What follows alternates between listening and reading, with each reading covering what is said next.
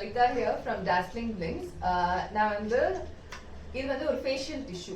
So இது வந்து எப்படின்னா ஃபேஷியல் பண்ணும்போது ஓவரால் தி ப்ராசஸ்க்கு நான் இதை யூஸ் பண்ணுவேன். ஸோ இதே மாதிரி டிஷ்யூவை நான் ஒவ்வொரு டைமும் சிங்கிள் டைமும் எடுத்து நான் என்னோட ப்ரஷஸை க்ளீன் பண்ணுவேன். இந்த ப்ரஷஸ் வந்து பார்த்தீங்கன்னா பிஎஸ்சி உடைய மாஸ்டர் ஸ்ட்ரோக் ப்ரஷஸ். ஸோ இந்த ப்ரஷஸ் உடைய பவுச் இது ஒரு மாதிரி மேக்னெட்டிக் ஸ்லாட் வரும்.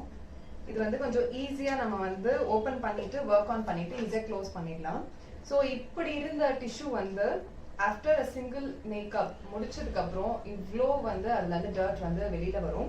இது ஏன் நான் இந்த எதுல நான் கிளீன் பண்றேன் அப்படின்னு பாத்தீங்கன்னா, நான் வந்து ஐசோப்ரோபைல் ஆல்கஹால், இது வந்து ரப்பிங் ஆல்கஹால்னு சொல்லலாம்.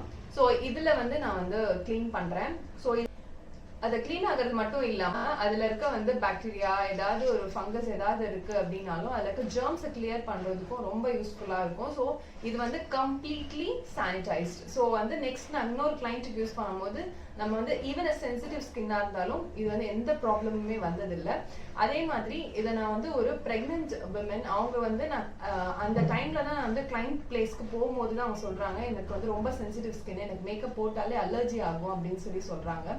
ஆனா நான் எப்பயுமே கிளைண்ட்டுக்கு வந்து சானிடைஸ் பண்ணி கொண்டு போறதுனால இது கம்ப்ளீட்லி சேஃப்னு அவங்களுக்கு நான் சொன்னேன்.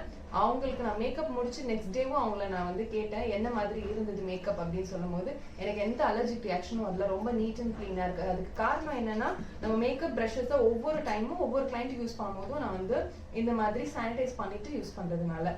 So you can feel safe. Thank you.